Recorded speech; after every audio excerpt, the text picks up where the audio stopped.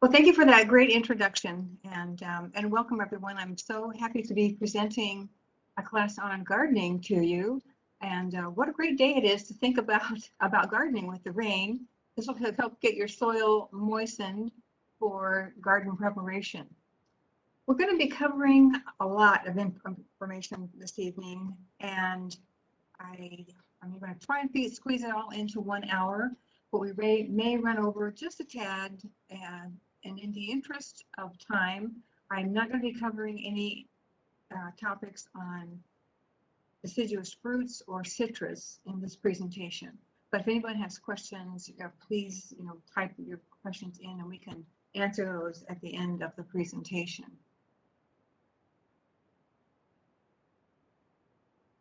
I just wanted to say hello to everyone. There we go. As Daniela mentioned, well, maybe she didn't, but I'm an Arizona native, and it just so happens that my family had a farm on what is now Baseline and 3rd Street in Phoenix. And I can remember as a child going there, they had acres and acres of citrus, and they also had raised cotton and some other field crops. And I'm not sure if that's where my love of gardening started, but I have a feeling that my roots were kind of planted at that time. But let's go ahead and start with the presentation.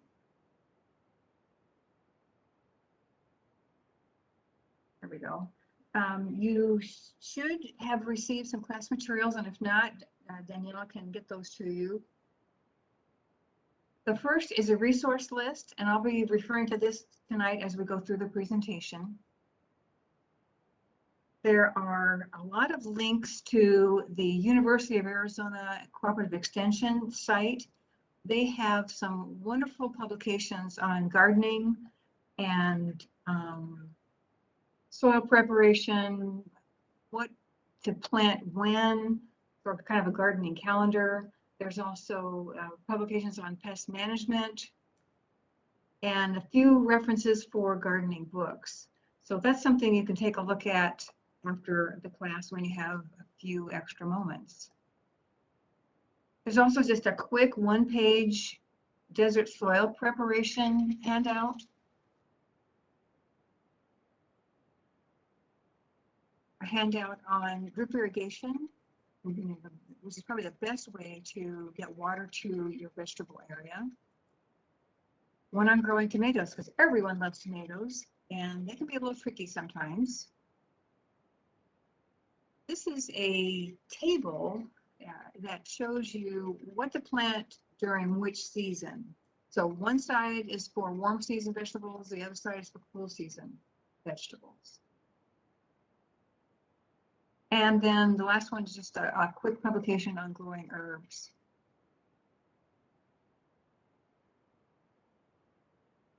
We live in a very unique place, as most of you probably know or have discovered, and it can be pretty tricky to try and garden here.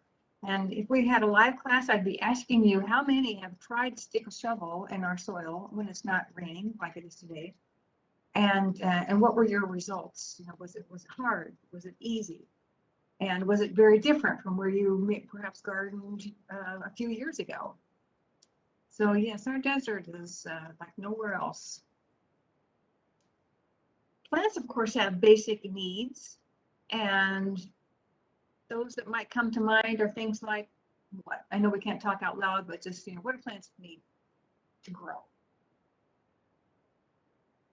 Okay, your list probably included most of these. Of course, soil, water and sunlight, nutrients, and one that we often forget is air. Plants also need air. Air not only to the above ground plant, but to their roots as well. So we're going to spend quite a bit of time talking about soil, because soil preparation, especially here in our desert, is key. It's the key factor for a successful garden. There are some steps that you can take to get ready. So before you start to plant, how do you prepare your soil, and why? Why do you do the things that we're going to cover here. Of course, the physical manipulation. Those of you that have tried to dig in our soil when it's dry know it can be almost like concrete. So there's some tricks to know about getting that ready. And then adding soil amendments. These are things that we add into the soil.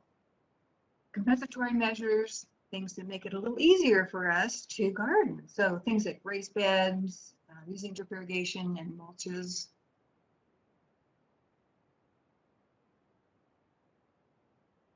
After all, our garden soils began as the mountains that surround the valley. And of course, mountains are made of rock. Locked inside every rock are minerals, dozens of minerals. But of course, in order for them to be available to plants, they have to erode, they have to be broken into individual particles. And those particles vary in their size.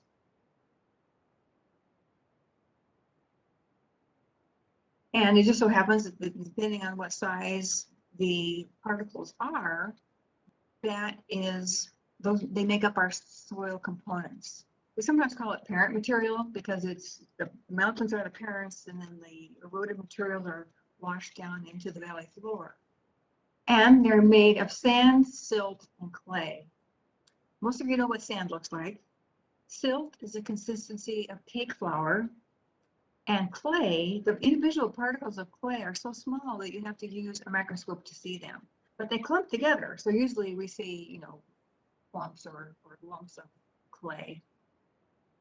These materials are called the texture. That's the texture of our soils.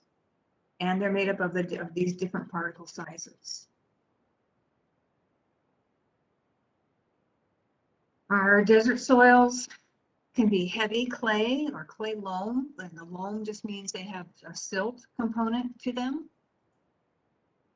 They're often compacted, and that results in poor drainage. Compaction can come from just as simple as a new housing development where the machinery has run over the soil, the land, so much that it actually compacts the soil, making it really hard for water to drain through. If your soil is sandy, then it will drain really quickly, and it's really hard for it to hold water.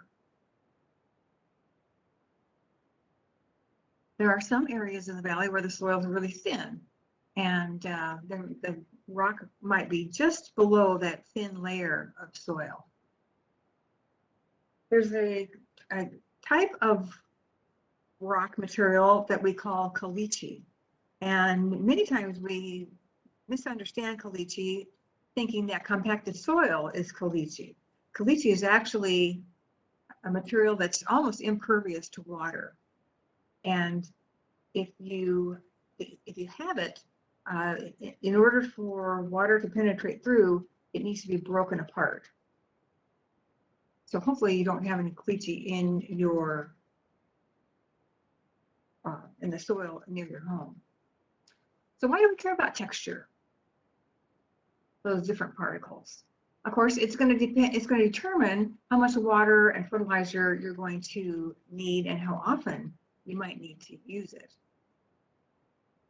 You really can't change the texture of your soil. If your soil has a high clay content, you're always going to have that clay type of soil. Or if your soil is really sandy, you're always going to have a sandy soil. It's really hard to change the complete texture of your yard. There is one thing, well, there's a couple things, but there's one big thing that's missing in our desert soils. And for those of you that have come here from other parts of the country, I want you to think about what your soil looked like from your place back home. Did it look like the soil we have here? Was it the same color? Was it the same to try and dig in? For those of you that might have come from the Midwest, there's a big difference in those soils compared to the soil, our desert soil here. And the component that's missing is organic matter. Out here in the desert, we have less than 1% in our soil. Back in the Midwest, where the soils, they call them rich, and they might even look dark or even black, there's a much higher percentage of organic matter. And if you said that our soils are lacking in nitrogen, you would also be right. Our soils are a little nitrogen poor. Now, our native plants and desert adapted plants, they're fine with the soils the way they are. But for non-desert plants, it's very difficult for them to grow and be happy in our desert soils. Another term that is given to soil is the structure. Now, this is the architecture of the soil. It's the way those sand and silt and clay particles are arranged in the soil. And sometimes it might look like this. They call this platy, or sometimes after the soil gets wet, it breaks into columns. So it's a columnar soil, or it might just be kind of lumpy. And in this picture, and they call that blocky. So no matter what your soil looks like, the structure can be modified. And you can do this by aeration, by using your shovel or a rototiller to kind of blend all those components into a more homogeneous mixture. You can also add amendments. You can add organic things like compost, or inorganic things like vermiculite, perlite, pumice or fertilizers. When you blend them all up, it changes the soil structure, and by adding amendments, you can make it a lot more plant friendly. Now, you can do this in small areas. It wouldn't really be practical to do it to your whole yard, but in small areas, like for a vegetable garden or a flower garden, you can change the structure of your soil, and you can add these amendments. When you do this, when you change the physical structure, you increase the porosity, the way that water and air move through the soil. You can also improve the drainage and how much water the soil retains. By increasing the amount of organic matter, you can increase the biological components of the soils. And we'll talk about these in a moment. And of course, by adding amendments, you can increase the nutrient levels and the fertility. You can also mitigate high pH levels. And pH, some of you may be familiar with this term, some of you not, but I'm going to give you just a quick overview of pH. Now, what the heck is it? It's the acidity or the alkalinity of a soil. And pH is measured on a scale from 0 to 14. 7 is neutral. The yellow bracket at the bottom indicates where most plant life occurs, so the pH levels where most plant life occurs. So a pH of 1 would be equivalent to stomach acid. A pH of 14 would be the equivalent of bleach.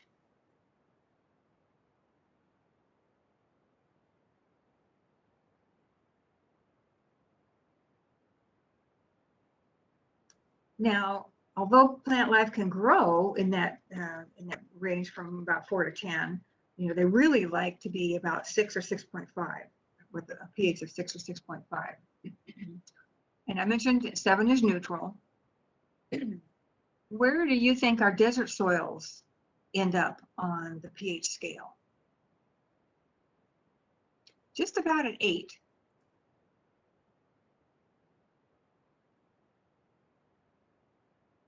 And the reason pH is important is it determines how available nutrients are in a soil.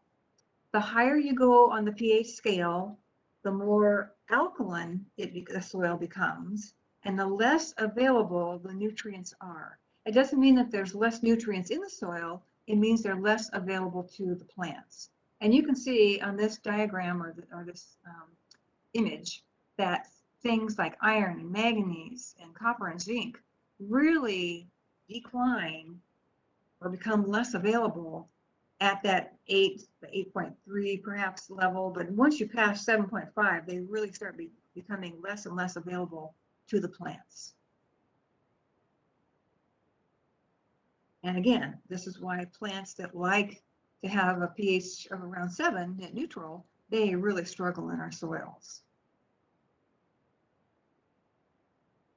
Now, plants get their nutrients from a lot of different places.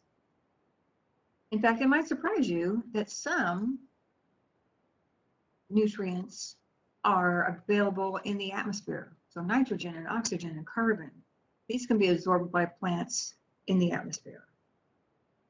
Some become available when it rains. Nitrogen and sulfur are often, washed, as it were, washed down to the soil during rain events. But the bulk of nutrients, of course, are found in the soil itself.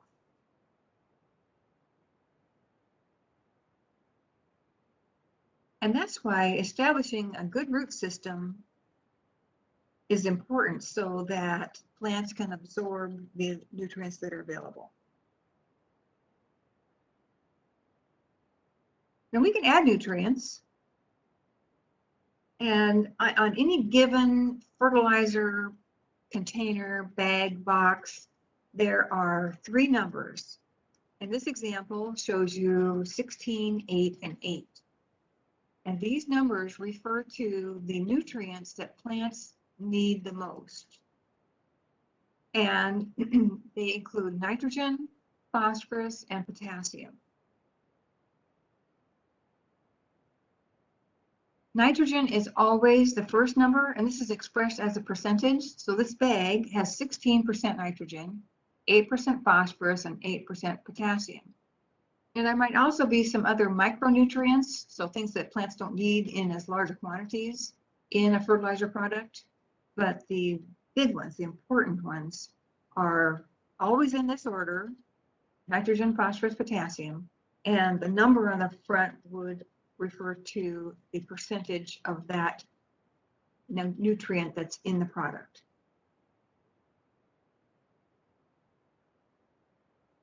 There are a lot of different sources of nutrients. And of course, there's organic and inorganic or synthetic nutrients. Organic products come from plant or animal byproducts, such things like cottonseed meal or blood meal or bone meal or even manures. And synthetic or inorganic nutrients are derived from chemical processes. Now, plants don't care where their nutrients come from. They don't care whether they're organic or inorganic, but people care. So if you're organic, want to be an organic gardener, then you would stick to the products, on the left side of the screen here.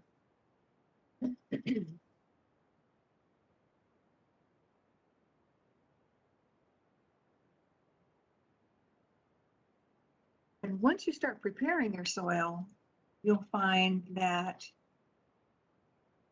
a lot of, I want to say critters, but creatures are attracted to it. Once you add organic matter, it's like magic.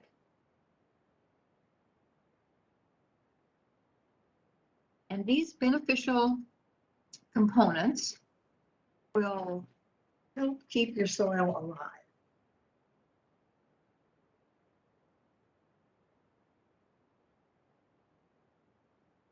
There are some tips to creating your garden. But we always have to remember that plants, of course, they absorb water and nutrients by their roots. And that's why it's so important to prepare the soil.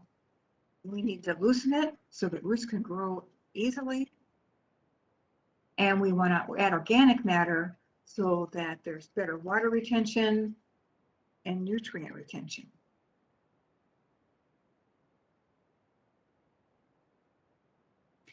before you plant, it's important to have a plan. I know right now, I mean, it's August, and up until today, it was so hot, and nobody really wants to think about going outside and trying to dig a garden. But maybe the cooler temperatures this week will help inspire you. But have a plan. So think about these things. So the sun, designing your space, including paths and planting areas. If you want to install an irrigation system, or whether you're just going to use a hose.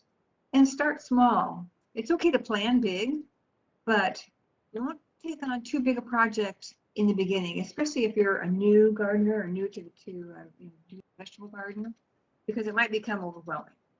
So, and I know that during the last rain we had a few weeks back, the weeds have just grown incredibly. And if you have a garden, once it starts growing, it might be kind of the same thing. It just becomes so big and so productive that you may just have taken on too big a job. So start small. You can always expand. If you have the opportunity to locate your garden where it would get afternoon shade in the summer, that would be absolutely wonderful. All plants need a little relief in the afternoon sun. Think about planting things that have similar water needs together. So if you're going to start things from seed, those might be great located in one area of your garden, or if you're going to use transplants, those might be better, separated into a spot in a different area of your garden, because the seeds might need water more often in the beginning than the transplants. Try to locate it close to a water source. I know for years I drug a hose to my garden, and finally I think my husband took pity on me, and he dug a water line and put a faucet right there in the garden for me. And it was, I didn't know how easy it was until he did that. So close to a water source is ideal. You're going to need access to things like wheelbarrow. So make sure you can get into your garden area easily with a wheelbarrow. So you'll be bringing in organic matter or compost, and who knows, you might be taking out your garden harvest in a wheelbarrow. And also access for compost. I kind of mentioned that. You'll need tools. You probably have these in your garage or in your shed. Things like a spade and a shovel. You've probably seen these before. And don't forget things that you'll need to protect yourself. Things like gloves, a hat, and sunscreen, glasses, dark glasses, or if you're going to be using something like a rototiller, you'll want to have goggles.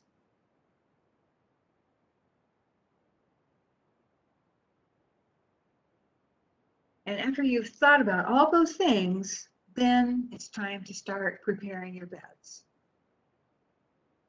And here is what I call the recipe, the soil recipe.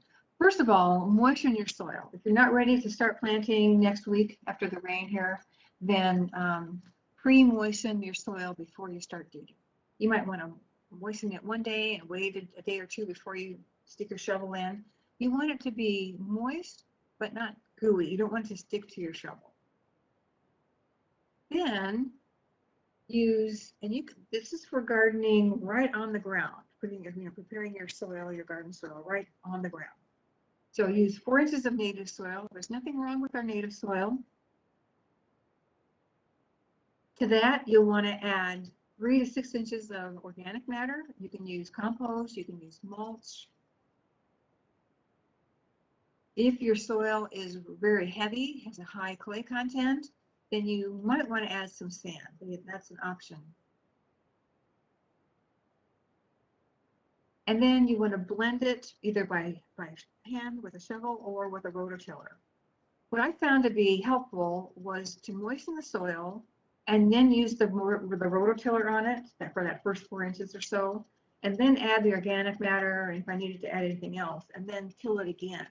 That way it's a little easier to get it all blended.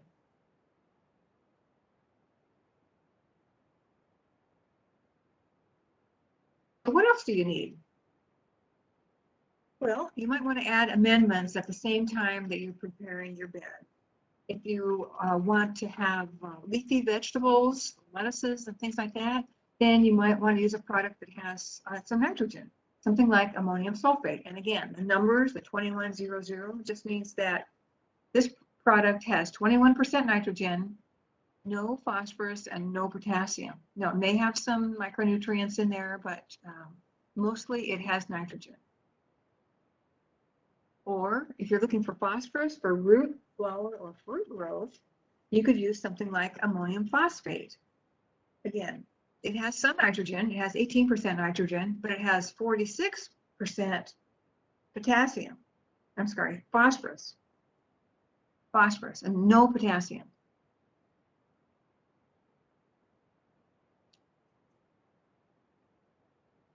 You can add gypsum if you like. It helps to counteract excessive salt buildup, but it really doesn't work for compaction or caliche. The best thing for compaction is your rototiller.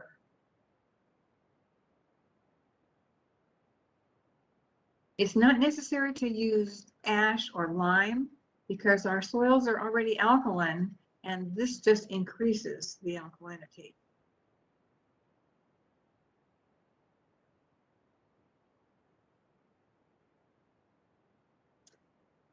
It's always a good idea to rotate your crops or leave that portion of your garden empty for a season, or you can turn the crop under. And that just helps prevent the buildup of populations of undesirable things like root knot nematodes, or even some populations of insects. Our valley soils are heavy, and they're often compacted. They have a lot of nutrients, but we have a high alkaline component, and adding amendments for your vegetable or flower garden in the form of compost or mulch.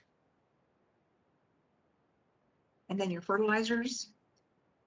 Remember that in our desert soils, because our pH is a little higher than most areas of the country, our organic matter breaks down very, very fast. And you'll find that you have to add that 3 to 6 inches every year. It just decomposes. It just goes away. So you'll have to just remember to add it every year in your garden.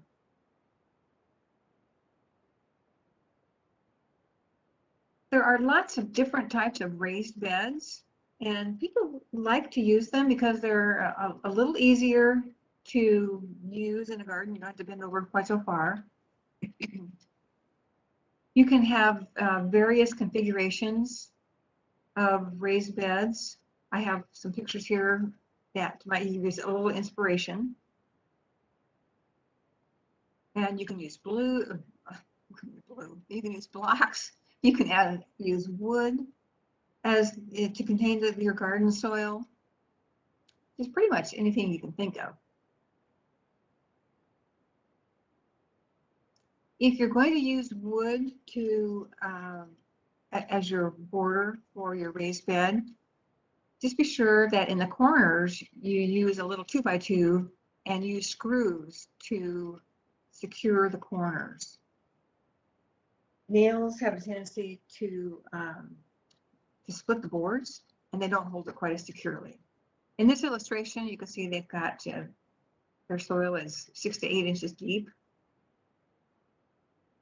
and the whole height of their border is 12 to 16 inches.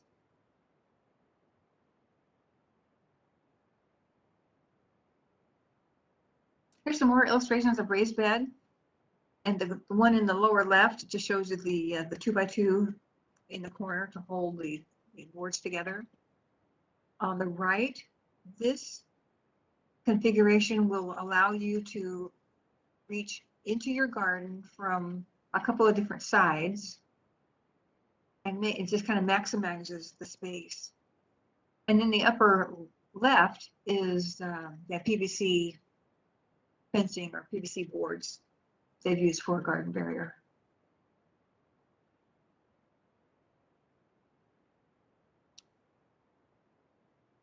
This garden was created at the University of Arizona Extension Office on about 44th Street and Broadway.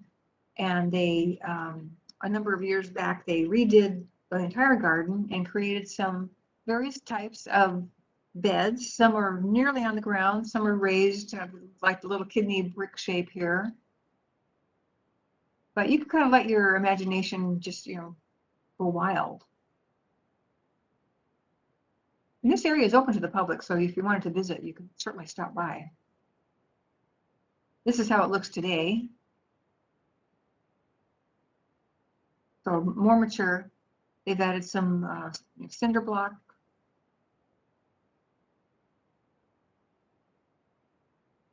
Areas here for their raised beds.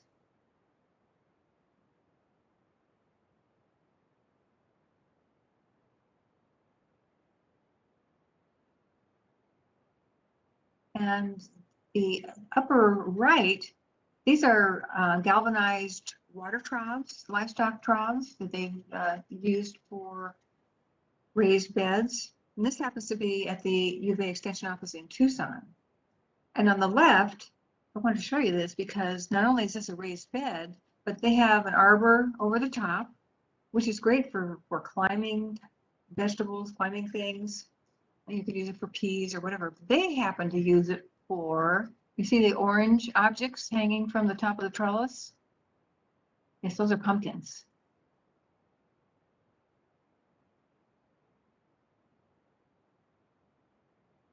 You can even make your raised beds mobile.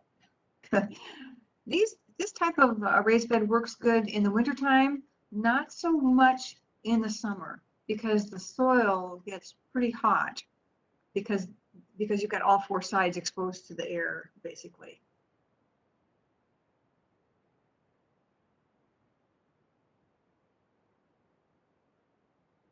And don't forget to be creative. Instead of having just a plain concrete border, you can add, mosaic pieces.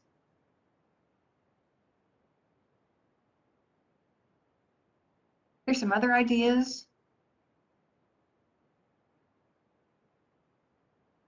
The photo in the bottom left is actually at the home of a master gardener, and she took out her front sidewalk and had it broken into pieces and then repurposed it in her backyard and painted it. So it really doesn't look like concrete anymore. It just looks like natural stone.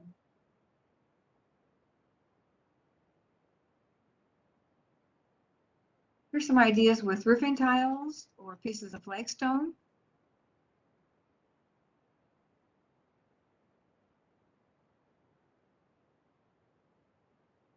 Or even bricks. These are set diagonally, which is a little more interesting.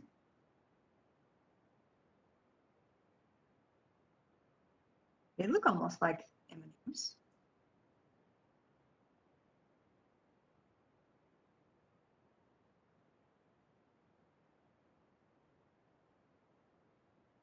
And who knew you could use tires as your raised beds, right?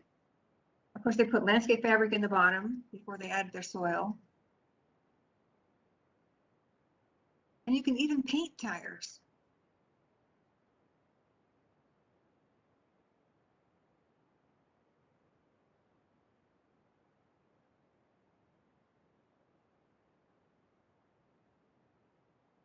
These are concrete samples. They do like core samples when they mix the concrete to make sure it's the right consistency or whatever.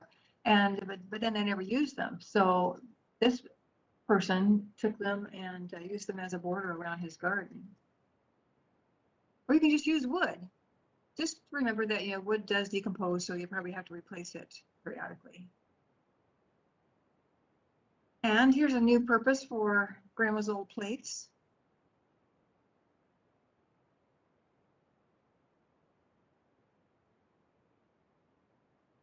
And how about this border?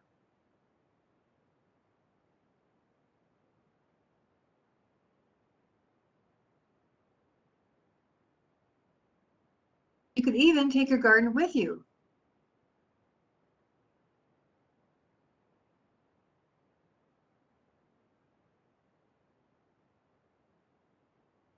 We moved into this little home in Gilbert, oh gosh, back in the early 2000s. And the previous owner had this little white fenced, it was a garden area, although he had strange things in here. There was a date palm and a bougainvillea and some fig vines. I can't remember, just some odd things. And so we took all that out, and I had to use a rototiller, a big one, on the soil in the beginning. But after that, I was able to use just a little electric one that I got at the home improvement store that I could lift. The big one was pretty heavy. And we used these retaining blocks, retaining pavers or stones or whatever you call them, as the border for the raised bed. And in the very back of this picture, there's a little raised area of dirt, a mound of dirt. We had a desert tortoise, and his name was Speedy. He lived in the garden. And in the winter, of course, he hibernated, but in summer or in spring, he woke up. So then I had to take wire and fence the garden area off from Speedy because he loved to eat everything in there.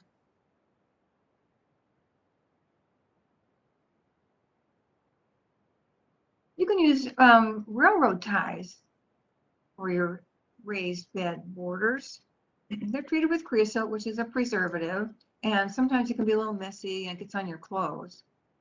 And it can also volatilize into the air, but it doesn't hurt the plants that aren't close to it. So if you plant things away from the very edge of the railroad tie, you should be fine. And the creosote is not absorbed by the roots, and it won't get into the plant tissues. They did some research on it in the Texas Cooperative Extension and found that it was basically safe. Pardon me. You can use some alternatives for wood. They have things that are preserved now with different methods. This is ACQ, ammoniacal copper quaternary, and also this one is a copper boron azole, which is a salt preservative, and that helps keep the wood preserved. The old pressure treated wood they used arsenic. So if you have any of that left over in the back of your shed, don't use it for your garden. Kathy, Yes. we have a question from Sarah Wallace. Okay. Is it safe to use tires for vegetables? Well, the rubber is not going to hurt the vegetables at all. So yes, I would say they're safe. Thank you.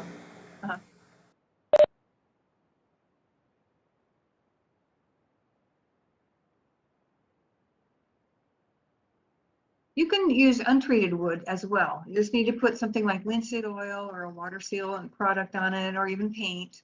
Or if you use redwood or cedar, that has, some natural resistance. You can also use the plastic lumber. It's made from recycled plastic. It looks like ordinary wood. Most of the time you find it in white. It's UV resistant. It'll last, quite a long time. It's a little pricey, but it is an alternative.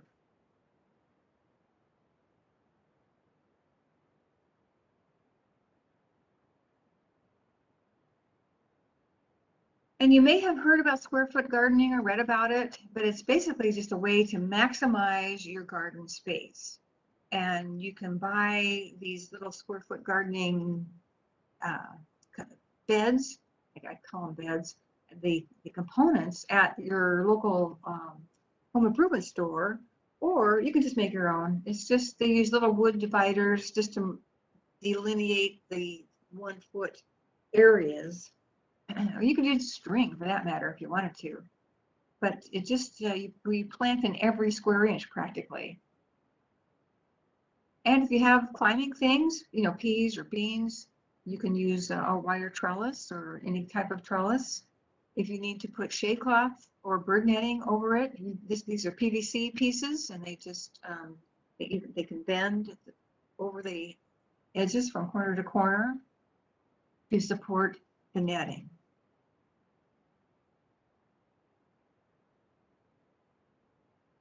can't say enough about mulch because it's so good for the soil and it helps with water retention. And it can be made of just about anything. You'll need to use about 3 inches on top of the soil. It's gonna mitigate the heat. It's gonna slow evaporation. It's gonna keep the weeds from growing. And at the end of the season, you can mix it right into your garden soil.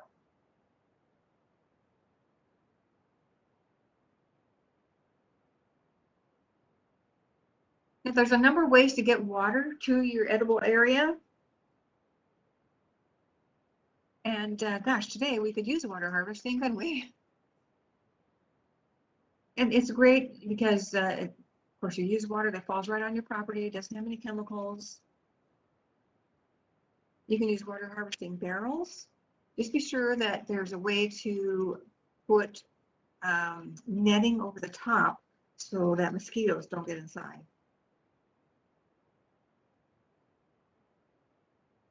These two water harvesting barrels are connected so that when one fills up, it spills into the next one, and when that one fills up, it spills out onto the ground, which in a good rain, it won't take any time at all to fill up. They also have spigots near the bottom where you could hook on a hose, and then the garden would be gravity fed.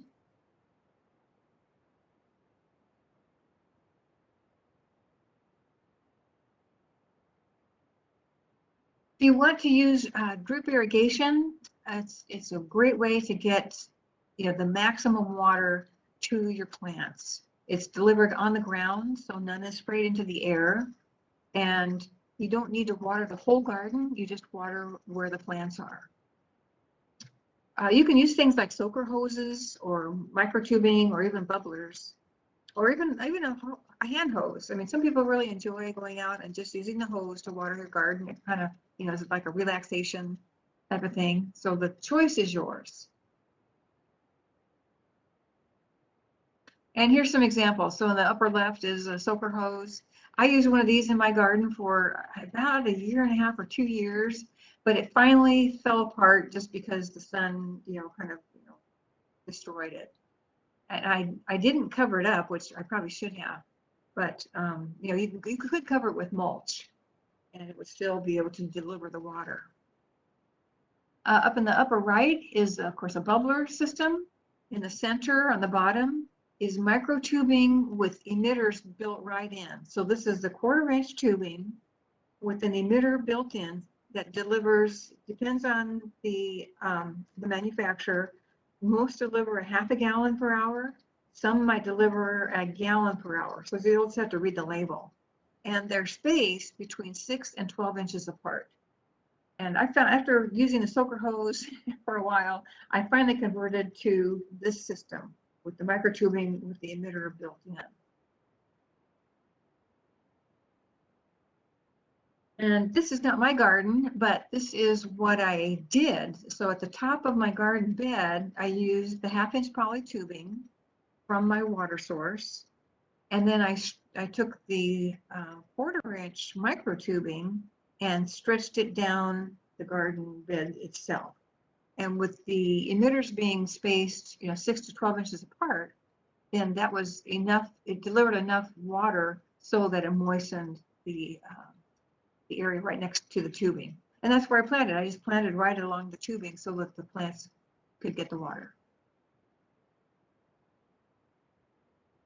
If you don't have the capability to hook your garden watering system up to your drip timer, you can use a battery timer. And some of these are just singular. The one on the left here has 3 different hoses, but you may not need that much. And these are pretty effective. You can set the time and the frequency, and that way you will, because I was really good at turning the water on in my garden before I had to put it on the timer, but I'd often forget to turn it off. So the battery operated one would have solved that problem for me. But I finally did get mine hooked up right into our drip system timer. So the best time to water is in the early morning. Don't use sprinklers because that does spray water into the air, and a lot of that is lost to evaporation. On rainy days, of course, you can skip watering. you may need to water your new things often. So like new transplants, you might need to water those every day for a while till they become established. If the temperatures, this is just a rule of thumb, if the temperature is under 80 degrees, you might only need to water once a week.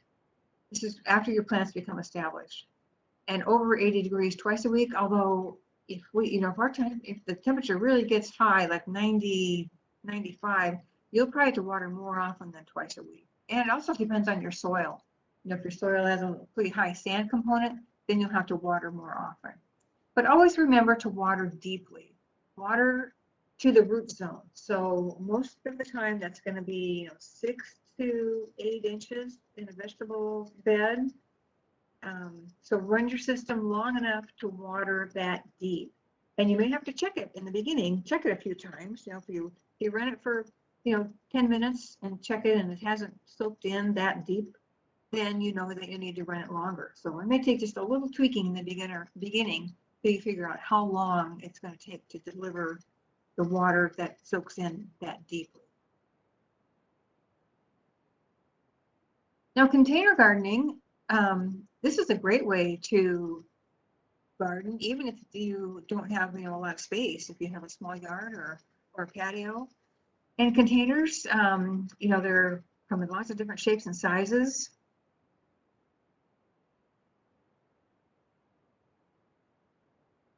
But there are some tricks for gardening in containers. You need to use large soil volume because especially when the soil gets warm, the roots will get warm too in a small container. So by using a larger container, larger soil volume, then there won't be quite as much of a problem.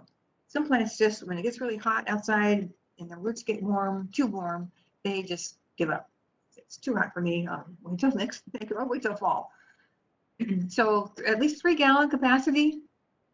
You can use any kind of container you like, although they get heavy when you buy large ones. So if you want to try the insulated plastic ones or even wood, I'd say go ahead. The clay containers that size are going to be pretty darn big and they might be pretty difficult to move. So that will be up to you depending on what type, what material is going to be best for you.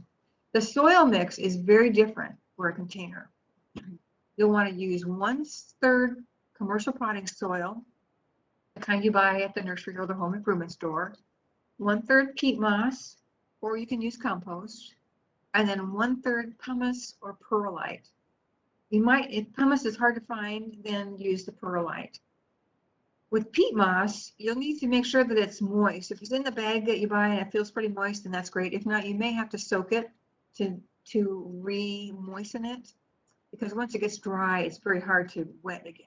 So peat moss is great. It keeps the moisture content in the soil, and it doesn't decompose very, very rapidly at all. So it'll hang around for probably season after season.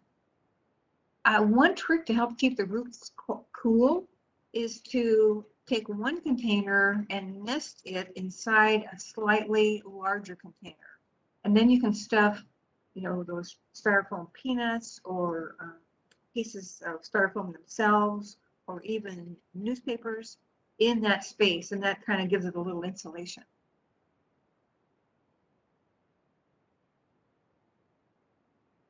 Well, here's a little bit about peat moss. So it's a little bit acidic. It doesn't decompose very quickly. It really doesn't have any nutrients, but really with the peat moss, we're after its ability to hold moisture. With container gardening, because you're not gardening in the ground, you'll have to fertilize more often. And you can use a pelleted slow release fertilizer, or you can use liquids. You have to mix them, which is can be a little time consuming, but it's just whatever works the best for you. Just make sure that your containers have adequate drainage, that they're not sitting right on a concrete surface or a patio surface where the water won't drain very well. Make sure that you can put them on a little plant feed or in a little rolling dolly. And nice thing about the dollies with feet or rollers is you can move them around. If they get too hot, you can move the plant a little bit, or in the winter, you can move them in where they're more protected from the cold temperatures. So you're going to water more often in containers. And that schedule is going to vary with the seasons. You can use the hose, you can use a watering wand. To check the moisture, you can use a moisture meter. Once in a while, you want to flush the salts, so just run a little extra water through the soil mixture to help drain the salts out. And you can add the containers to your drip system if you have that, you know, that's available to you. If you have another station that you can use, you can certainly put them on your drip system.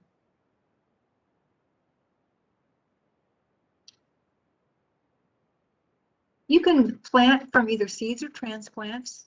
Sometimes to get a jump on things, you know, if you want to use transplants, it might save you a few weeks.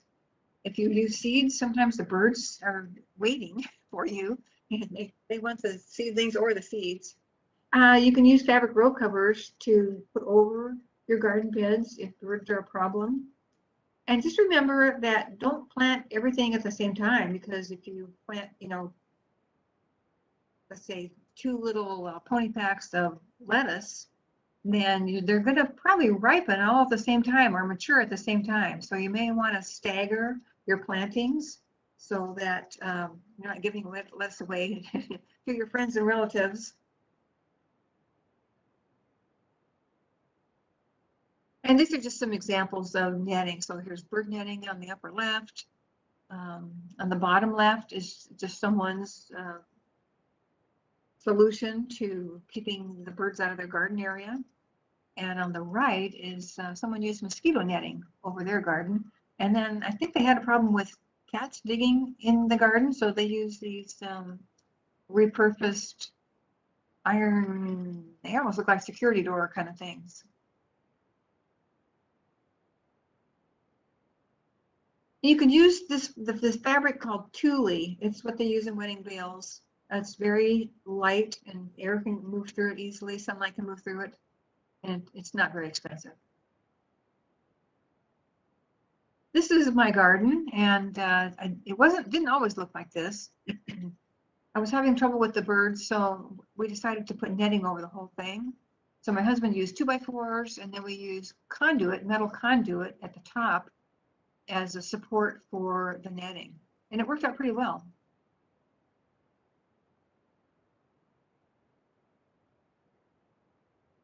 So when you're planting, if you plant by seed, remember that the seed depth is usually twice the diameter of the seed. So if you're using something like a bean, that's probably going to be down. You'll need to plant about, you know, close to 1 inch.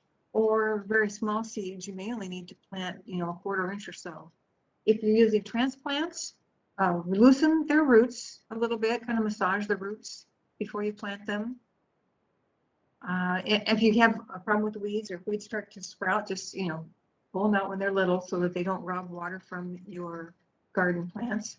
And then use mulch. Usually once your seedlings are germinated and they've grown, you know, a little bit, you can add mulch around them, or if you're using transplants, you can mulch around them almost right away. Try not to over fertilize, you know, add just a little bit, and if you think you need more, you know, wait a few weeks and add some more. Don't add too much at once. You can create garden labels so you don't forget what you planted. They can be very simple, or you're more artistic and paint rocks. These are made out of foil and plastic utensils and old spoons.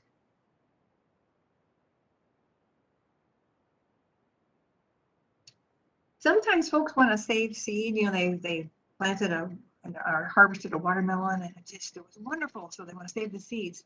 However, the seeds inside the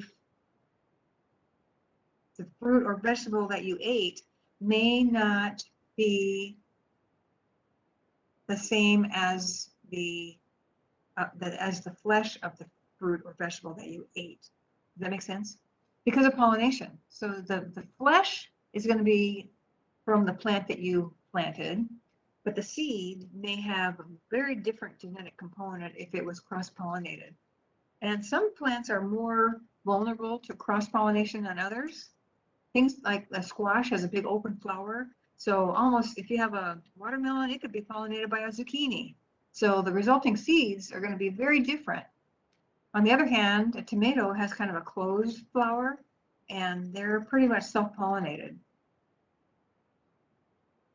So it's usually better to start over with fresh seeds than try and save your own. Okay, I'm going to cover, it's now 7 o'clock. I'm going to cover just a real quickly, just an overview on vegetables, and then a little bit on herbs, a few words on herbs, and a little bit on landscape plants. There are some edible landscape plants, and then we should still have plenty of time for questions at the end. So what is a fruit? What's a vegetable? Most, I know, I want to hear your responses, but with the technology here, it won't work. So we're going to try and walk through this. Most people, I think, consider a fruit to be something sweet, you know, like the watermelon that I talked about, or of course, you know, something like a peach or a grape, a fruit. What's a vegetable? Is that lettuce? Is that a zucchini?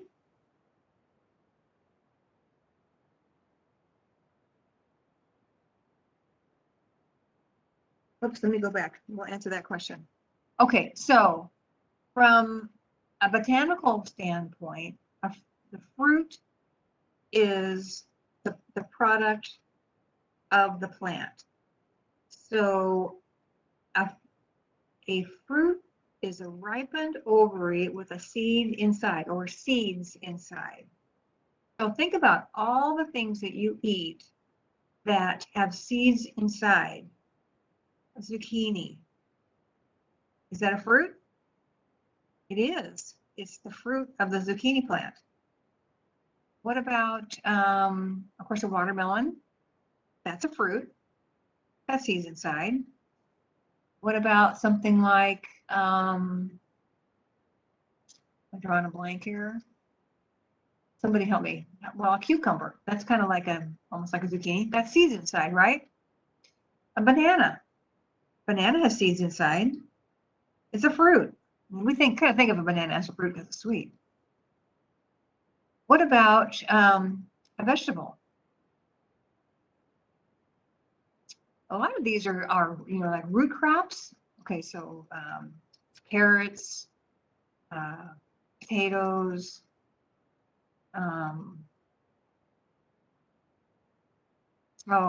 beets, radishes, and of course all the lettuces. Broccoli. Broccoli's really, it's not a root.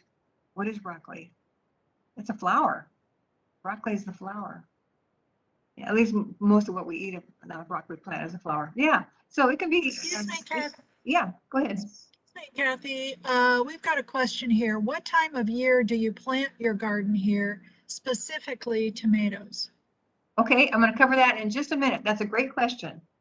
Okay, thank you. Okay, I think we've done enough on fruits and vegetables, but so this is and even this eggplant in the picture, it have seeds inside. Yes, it does. So it's a fruit. Okay, that's your botany lesson for today. So what do you want to grow? It's really just, it's up to you. Make a list, decide what your family likes to eat, and try and grow those. Select your location. Take note of the growing seasons, which we're going to talk about in just a minute. And sometimes you'll need to make a note of how long it takes for the particular plant to produce the harvest. And we like to look for short season things here in the desert because our seasons change so quickly, and from spring to summer it seems like no time at all. And then try to be water wise with your mulch and with your watering. Here's the growing seasons. Great participants. You guys are ahead of me. All right, so we have two distinct growing seasons and a third season that some people are brave enough to tackle. So our cool season is coming up right now from October to February, and people can get started just here next month in September, with preparing their beds and planting. And then we have our warm season, which starts in February to June. Now, this is probably totally opposite of what many of you have done in the past, especially if you're here, especially if you moved here from other places. And then we have a hot season, and this is from June to September. So that's for the brave, the hot season. So fall planting. These are things that you can plant in the fall. And on the handout that has cool season, warm season vegetables or what to grow, since we're moving into the fall, this is our cool season. So you want to look on the side of the handout that says cool season vegetables. So things like carrots, these are peas, snow peas do really well here. Spinach, radishes. Other things on the list include things like broccoli and cabbage and cauliflower and beets. If you like turnips, they do really well this time of year. So all of the brassicas, so the things listed at the bottom, the broccoli, Brussels sprouts, cabbage, cauliflower, and so on, this is prime season for them.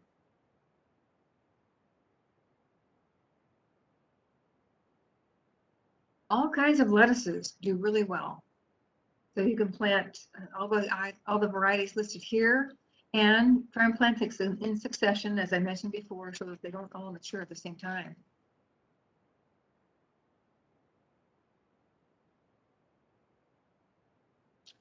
I love to plant arugula, and I can't wait till fall because that's the best time to get it started.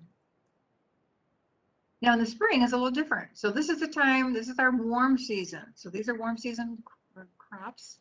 So things like zucchini and tomatoes and the melons and beans. Tomatoes, you can plant tomatoes in the fall, like now, but our first frost is usually end of November-ish. So you have kind of a narrow window to get something growing and the produce mature and ripe before it gets too cold. And you can extend the season a little bit if you want to try, covering them and protecting them, the tomatoes, that is, in the fall. So I'd say, give it a try. Sometimes if we have a warm winter, like we did last year, you can probably, they may last through the whole winter season. The best time to plant tomatoes is going to be in the spring. And you can plant them from transplants. I think most people do, although it is possible to start them from seeds. But look for the short maturing varieties. There's a few here, but there's even more varieties listed on the tomato handout. Some on the tomato label, you may see some strange numbers or letters, and that's mostly they refer to their resistance to various things like verticillium wilt and tobacco mosaic virus and things like that. Here's a trick when planting tomatoes. If you use transplants, and if they're tall enough, instead of planting them, vertically, you can lay them on their side. And each place where the stem touches the ground, they will generate new roots, and that just gives them, more roots to grow from. You may have to stake them when they get a little more mature. You can shake the stems to pollinate the flowers, or I could kind of flick them with my fingers. In the summer, once the temperature gets to be about 90 or 95 degrees, it kills the pollen. So if you use 50% shade cloth starting in about May, or even if you tried to do tomatoes now, you could probably put shade cloth over them for the next month or so. But only use 50%. Don't use anything more dense. Peppers, they're really best for the spring because they like cool nights. And right now the nights are pretty darn warm. The chili peppers do a little better than the bell peppers. And onions, October is a great time to plant onions. You can do the sweet onions from seed.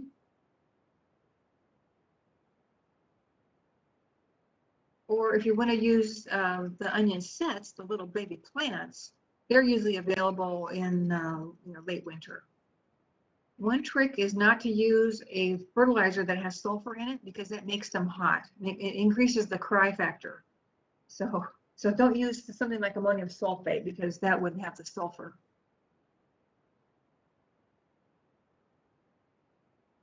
This is a little nearly native onion that you can find in places around the valley, or you can order them. It's called an toy onion, and they use less water than normal onions. They're a little bit bigger than a chive, and they multiply like crazy. So if you start out with one, you'll have perhaps 120 in one season. And this is what happens. They just multiply like crazy.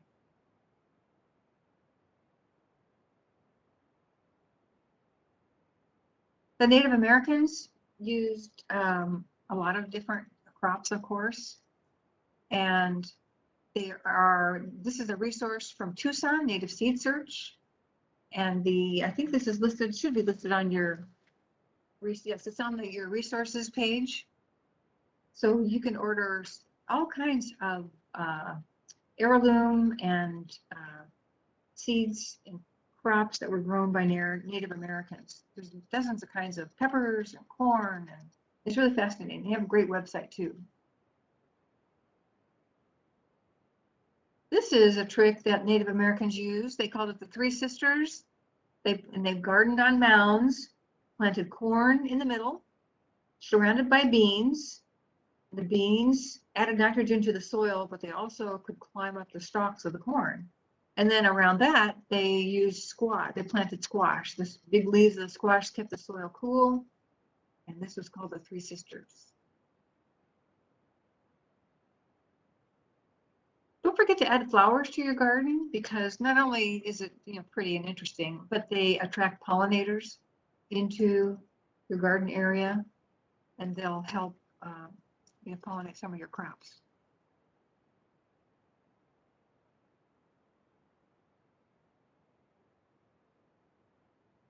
Here's some great little annuals you can add. Things like alyssum or lobelia, marigolds, and the little carnations, the dianthus.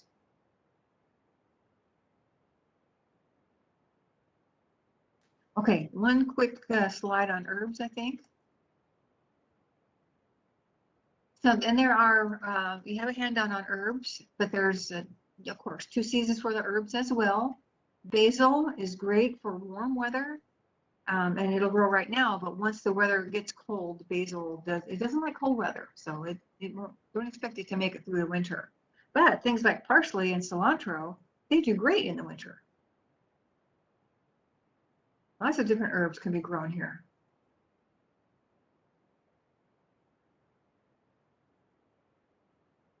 Right, we're going to skip the tree crops. Do that for another day. And landscape plants.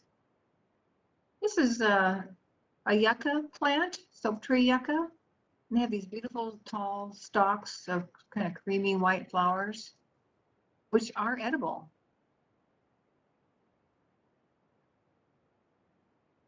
If you don't have a yucca, maybe your neighbor does. Maybe you can talk them into sharing the flowers. Here's another one. This is Dysthesia californica, or Tuporosa. It blooms in the early spring with these beautiful kind of scarlet colored flowers. Hummingbirds love this plant, and the flowers taste like mild cucumber.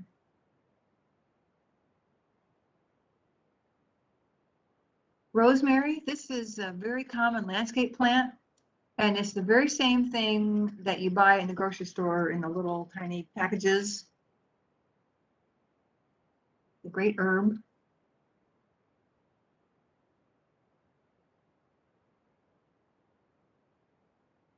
Nasturtiums, these are a winter annual, and they have kind of a sharp peppery flavor, almost kind of like watercress. Flowers are completely edible. You eat the leaves too, but flowers are much prettier. Here's one in a salad.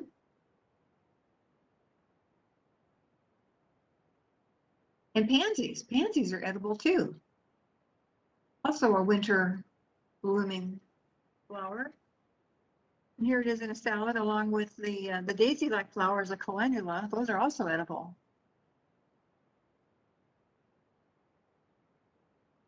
This is a common summer weed. This is purslane, and it tastes a little bit like spinach. The leaves are a little fleshy, and you can toss it in some olive oil and maybe add some bacon.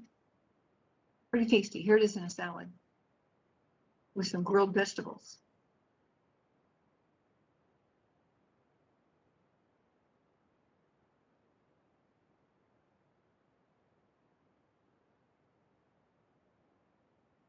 And just remember that when you plant a garden, you're going to attract some wildlife. Most of these are going to be beneficial. I have a couple undesirables. And it's 7:15. I don't know. Do you want to? We can stop here. I can skip the bugs, and we can take questions. Or you tell me. What would you like to do? Why don't we answer the questions and Okay. then we can guess the bug, and if people want to stay on, they can. How's Okay, that sounds sound? sure. That sounds fair. All right, well, I've only got a couple of questions here for you, Kathy. Okay. The first one is, what ratio of fertilizer tends to work best for a vegetable garden around here in Arizona, in the valley? What ratio? In other words, what product? Like ammonium phosphate, ammonium sulfate? I'm thinking if that's what you're. That's what I'm guessing the Okay. answer is. Or the You know, question is, yeah. yeah, I think ammonium sulfate would be a good one to use because it has the nitrogen and it has the sulfur. And the sulfur will help bring down the pH a little bit, which, because our soils are so alkaline and our water is a little alkaline. So the sulfur will help bring that pH down a little bit. And as long as you're not planting, as long as you're not planting onions, it'll be fine. It's kind of a good all around fertilizer. And as far as how much, you'll have to read on the package. It'll say for so many square feet, it'll tell you how much to use. Great, thank you. The second question is it necessary to add amendments when planting desert plants to the garden? When planting desert plants, now these are perennial landscape plants, I'm thinking is what they're looking for. So desert plants, no, you don't need to add amendments. In fact, it's not recommended at all. The only thing that I do when I'm planting something new, like if I'm planting, I've been planting a number of things lately, but so I planted some desert marigolds, and I planted some Angelita daisies.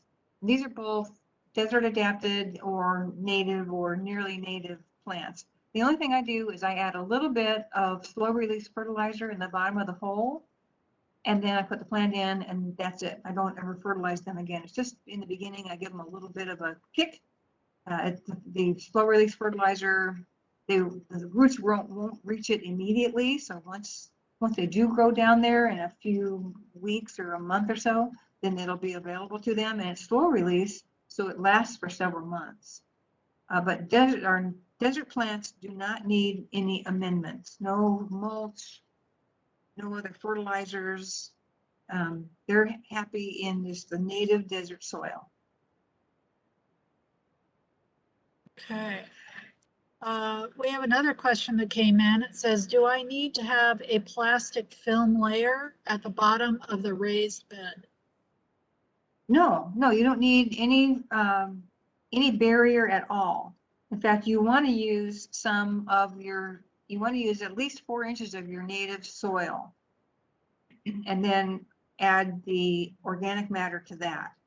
But unless you're having an issue with grass growing into your garden bed, I wouldn't use anything in the bottom, because it might even restrict the drainage. So you certainly don't want to do that. Great. When the ratio is given, such as 18-22-0, which is more important, the nitrogen, phosphorus, or potassium? It depends on what you're trying to grow. So if you're growing lettuces, for instance, if you're using, and I don't know what you just said, but 18-24-0, is that what it was? 18-22-0. 18-22-0. So leafy plants need more nitrogen. So 18% nitrogen might not be quite as much as you'd want.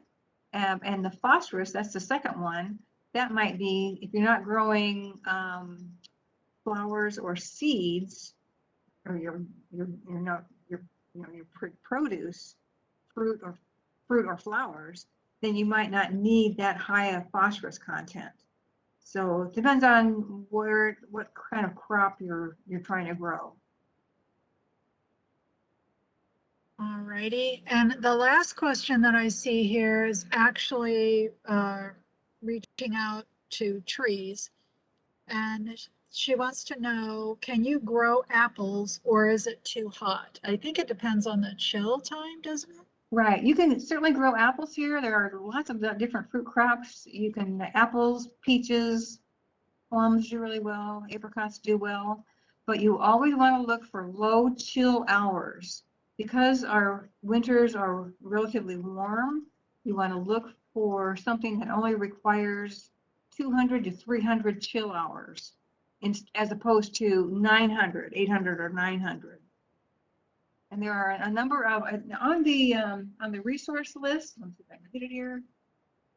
The resource list, the first link goes to the publications index. And if you go to that link, there's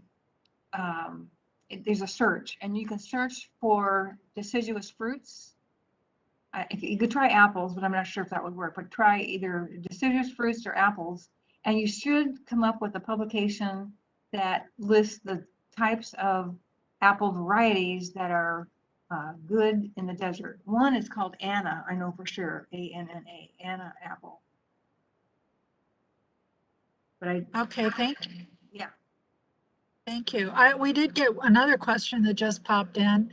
It says, what do you use to keep bugs from eating the leaves of the plants? And then the question was, will it work if you use soapy water sprayed on the leaves from a squirt bottle?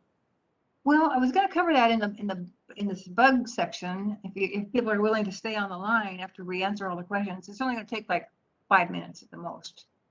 Well, let's go do the bug thing then, because that was the last question on Let's gardening. jump into bugs, and then if there's a few more questions at the end, then we should still have time for that. Sounds good. Okay, so this is guess the bug. In other words, so when you have a garden, you're going to have some bugs. But what if you saw this? And at first glance, I know most people go, oh my God, I want to kill it. But if you look carefully in his mouth and his mouth parts, you see what that is on the left? It's an aphid. So this is a good bug. No matter what he looks like, he's a good bug. And it's actually the larval form of this green lacewing fly that sometimes flutters around your porch lights at night. They don't bite. They're really friendly. And they, here's another one. What about this guy? If you saw him on your plants, what would you do? Hopefully you wouldn't want to kill him because it's a baby ladybug. So my point is that the larval form of insects often look very, very different than the adults. And if we don't recognize them, we may be making a mistake in trying to kill them. Here's a few more. So on the upper left, this is a parasitic wasp. She actually lays her eggs. She doesn't sting, and she lays her eggs in aphids. There's another one that lays eggs in whiteflies. So they're good. Spiders, they do great insect control. And this image on the right, they look like little Q-tips. Those are the eggs of that green lacewing fly. So if you see those on your leaves, you see on the underside, you'll know that you're going to have those lacewing larvae crawling around eating your aphids.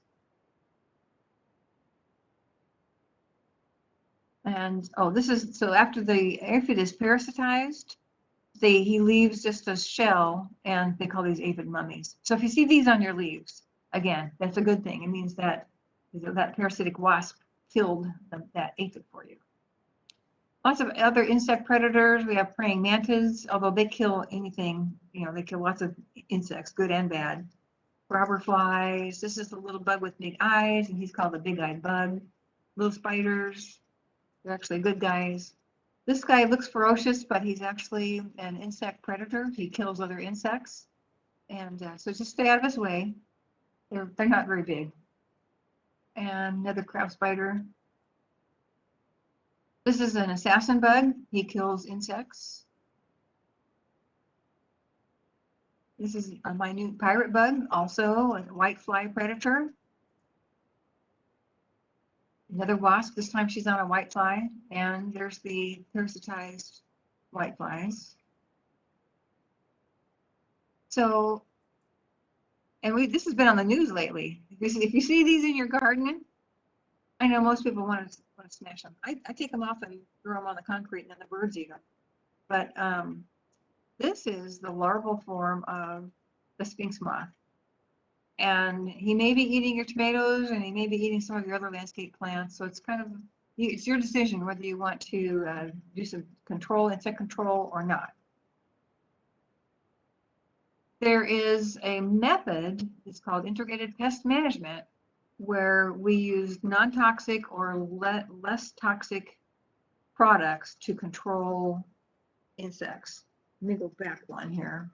This on the very bottom here, this is a caterpillar killer, and it contains a bacteria called Bacillus thuringiensis, or BT. So and I don't think I have this on any of your handouts, but it's sold also under various labels. But if you go to the home improvement store and look for something that kills caterpillars, and it says that it has BT or Bacillus thuringiensis, then this is safe for every other animal, bird, fish, people. It only kills caterpillars. And you spray it on the leaves. So if you have tomatoes, or I noticed that the yellow bells around my neighborhood are all getting chewed on by a little tiny caterpillar, you spray this on, and when the caterpillar eats the leaf that has this product, it disrupts their digestive system and they die. Now we can talk about this one. So white flies are attracted to the color yellow, and you can buy these sticky white fly traps, or you can make your own. You set them in your garden, and it's kind of like fly paper. It's yellow, and they're attracted to it. They get stuck in it, and then they can't go lay eggs on your garden plants. If you take a yellow plastic plate and put petroleum jelly on it, and staple it to a little wooden stake and put it in your garden, the white flies will go, they'll get attracted to that, and they'll get stuck. Some insect products have natural pyrethrins, and you can spot spray, just read the label, make sure that it's not harmful to your plants. Diatomaceous earth is a great crawling insect killer, although it does have to remain dry. Insecticidal soaps work good, although they do kill beneficials also. So it works for the bad bugs, but it does kill the good bugs at the same time. Boric acid powder is also good for crawling insects. And oranges, if you throw oranges in the blender and just make a slurry, you can pour it down ant hills, and there's a chemical in the peel that's toxic to ants. You can also use something like this. This is a neem product. It keeps insects from feeding on plants. And in other cases, it just keeps them from maturing, so they don't complete their life cycle. And it's good for a number of different kinds of insects. So this might be a good one to use in your garden. Okay, I talked about the soaps already. So And you have to be careful with soaps because sometimes they cause phytotoxicity. In other words, they will hurt the plant, harm the plant. And the same with horticultural oils. Sometimes they harm the plant as well, especially in the summertime here. I wouldn't use it in the summer.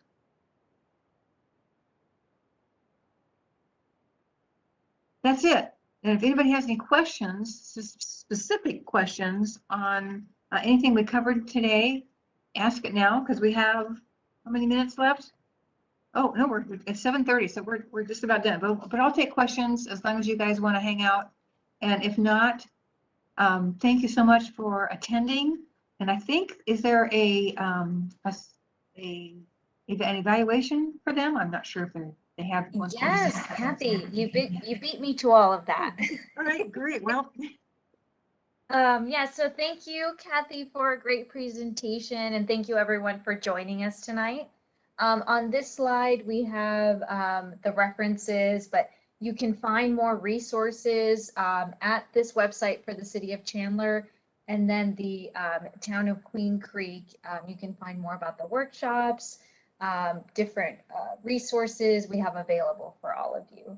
And yes, as Kathy mentioned, we do have a quick survey that will pop up once you exit the WebEx. So we do appreciate if you just take a minute to complete that so we can keep improving our classes and offering new topics for you season after season. And then just a quick note about the presentation. I will get that from Kathy this evening and then try and send that out to everyone who attended tomorrow so you guys can have that as a reference. And then just an extra reminder that next Tuesday, September 7th, we have a class on Southwest native herbs for your garden and landscape. If you're interested in registering, it's on the City of Chandler's Water Conservation website if you want to go there, or the Town of Queen Creek, and register for that as well. So yes, if anybody has any last minute questions, go ahead and type them into the chat. We do have one, Kathy. okay. They planted a plum tree and it grew a lot of fruit, but one day the fruit was all gone. She suspects, or they suspect, birds. What can she do next year to preserve the fruit from birds or things like that? Oh, I bet it was the birds. They it's funny, they know when the fruit is ripe and they get there before you do. We had a peach tree and I had to cover it because with that bird netting, because the birds just like I say, you kind of eye one, you go, oh, I'll pick that tomorrow, and you go out and it's gone.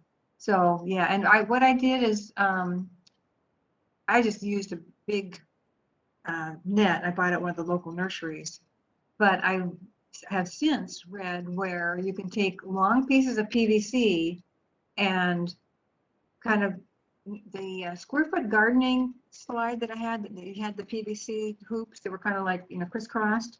You can do that, but you can do it with for a tree as well. So you might have to put several pieces of PVC together, but you can hoop over the tree and then pull the net over the hoops.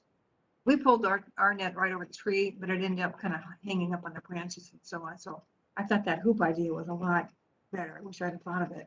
And you have to gather the net under the tree and kind of tie it, because if you leave a gap, those birds know where the openings are. So yeah, that's probably what happened. The birds probably found it. Okay, great.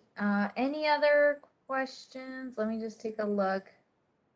Oh, Actually, oh, go ahead. oh, sorry, I thought you were Kathy. Go ahead.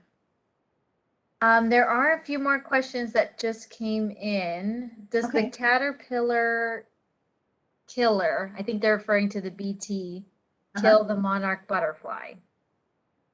If the monarch feeds on the plant you sprayed it, it will kill it. So when monarchs generally feed on milkweeds, so I don't think that we have a problem if you spray that on your tomatoes, or it also works on grapevines for the grape leaf skeletonizers or the yellow bells.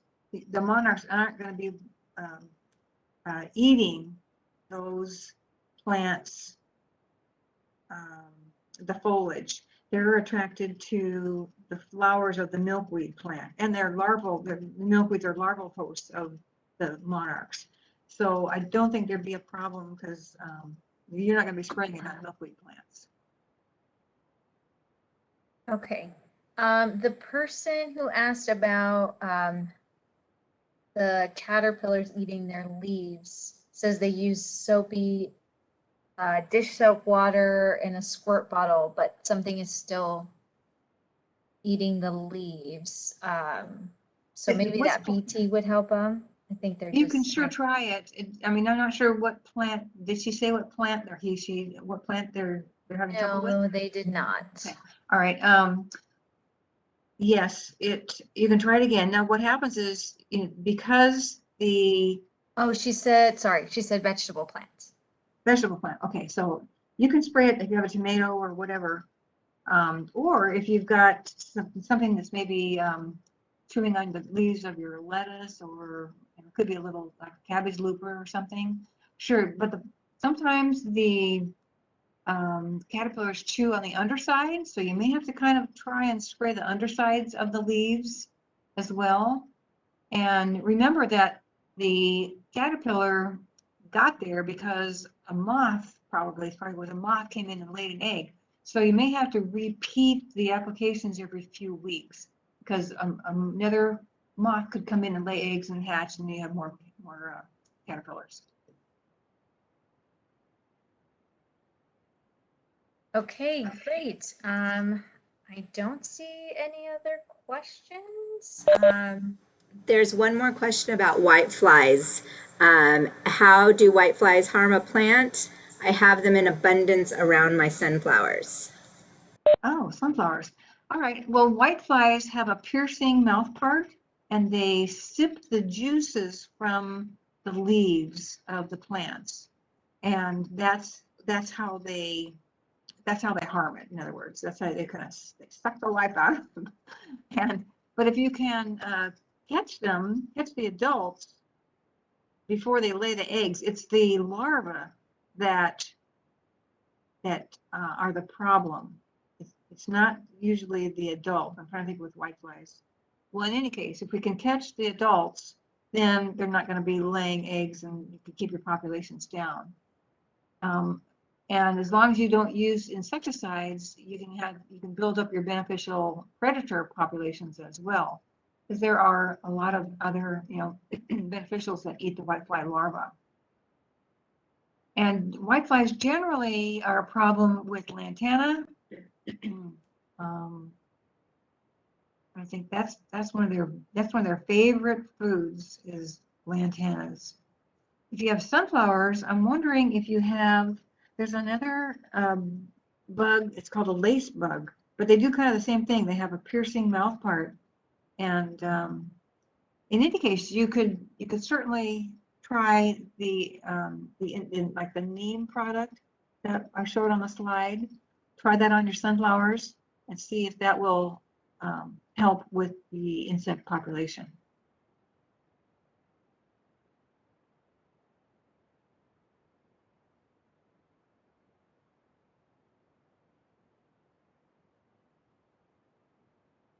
Okay, thank you, Kathy. It looks like that's all the questions we have for now. Well, I really appreciate being able to come and give this presentation. So I appreciate the City of Chandler and Town of Queen Creek for asking me, and thanks to everyone who participated.